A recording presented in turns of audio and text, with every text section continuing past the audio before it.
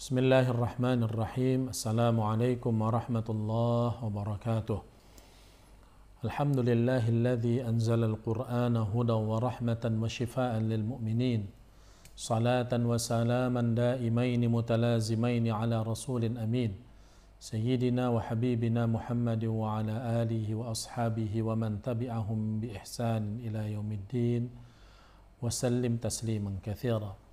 Subhanaka la ilma lana illa ma 'allamtana innaka antal alimul hakim. Allahumma alhimna rushdana wa qina shurura anfusina. Qala Allah ta'ala fi kitabihil azim wa huwa asdaqul qailin. A'udzu billahi minasy syaithanir rajim.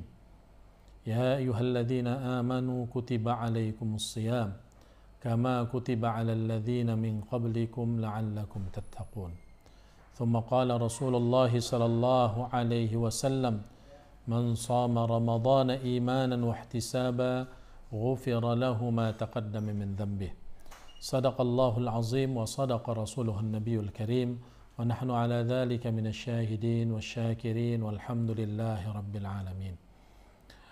Para pemirsa TV channel Majelis Ulama Indonesia Provinsi Sumatera Utara yang dimuliakan Allah, alhamdulillah kembali kita bersua di bulan Ramadan 1444 Hijriah. Kiranya Allah Subhanahu wa taala memberikan rezeki kepada kita untuk mengkhatamkan Al-Qur'an di bulan Al-Qur'an, bulan Ramadan. Syahrul Ramadan alladzi unzila fihi Al-Qur'an. Bulan Ramadan, bulan diturunkannya Al-Qur'an.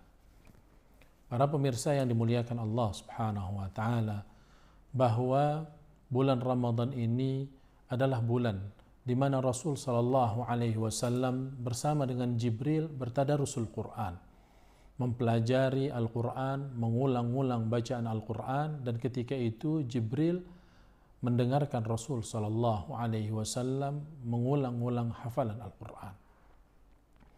Para ulama qurra mengatakan bahwa belajar Al-Quran mestilah ada gurunya, karena dalam membaca Al-Quran ada kaidah-kaidahnya yang harus diikuti, dari makharijul huruf, ya, panjang pendek, waqaf dan ibtida, serta hukum hakam yang berkaitan dengan tajwidnya yang harus dituruti dan ditaati ketika membaca Al-Quran. Apabila tidak, maka dapat merubah arti daripada Al-Quran itu sendiri. Maka di bulan Ramadan ini hendaklah kita menjadi hamba-hamba Allah yang akrab dengan bacaan kita terhadap Al-Quran.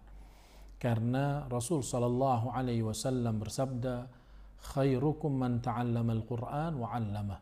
Sebaik-baik kamu adalah orang yang mempelajari Al-Quran dan mengajarkannya. Apalagi di bulan Al-Quran, di bulan Ramadan. Dalam surah Al-Qadar, Allah Subhanahu wa taala berfirman, Inna anzalnahu fi laylatil qadr wa ma adraka ma laylatul qadr laylatul qadri khairun min alfi syahr. Bahwa sesungguhnya kami, kata Allah Subhanahu wa taala, menurunkan Al-Qur'an di malam Al-Qadar. Tahukah kamu apa itu malam Al-Qadar? Yaitu malam yang lebih baik daripada 1000 bulan, malam di mana ketika kita beramal ibadah khairun min alfi syahr, lebih baik daripada beramal 1000 bulan. Nah, kalau kita kaitkan ayat ini dengan kemuliaan daripada Al-Quran yang diturunkan oleh Allah Subhanahu wa taala pertama kali kepada kekasihnya Rasulullah sallallahu alaihi wasallam di bulan suci Ramadan, ini menunjukkan kemuliaan daripada bulan Ramadan sebagai bulan Al-Quran. Maka wajarlah kalau kita mempelajari Al-Quran, tidak hanya sekedar membaca, tidak hanya sekedar berusaha untuk menghatamkannya, walaupun itu sudah sangat baik, tapi juga berusaha untuk memahamkan dan selanjutnya mengamalkan isi Al-Quran. Para sahabat dahulu, mereka menjadi tokoh dan menjadi pemimpin bahkan di muka bumi ini karena kedekatan mereka dengan Al-Quran. Padahal pada masa itu belum ada mushaf seperti kita sekarang ini ada mushaf. Ya, mudah sekali sekarang ini ada Al-Quran digital yang bisa kita bawa kemanapun, bisa kita baca kapanpun. Maka saatnya lah di bulan Ramadan ini kita pergunakan waktu-waktu yang sangat-sangat berharga ini untuk membaca Al-Quran. Setiap huruf daripada Al-Quran, kata Rasul sallallahu alaihi wasallam, para pemirsa yang dimuliakan Allah, adalah pahala, 10 pahala. Ana la aqulu alif lam mim harfun, walakin alifun harfun, wa lamun harfun, wa mimun harfun.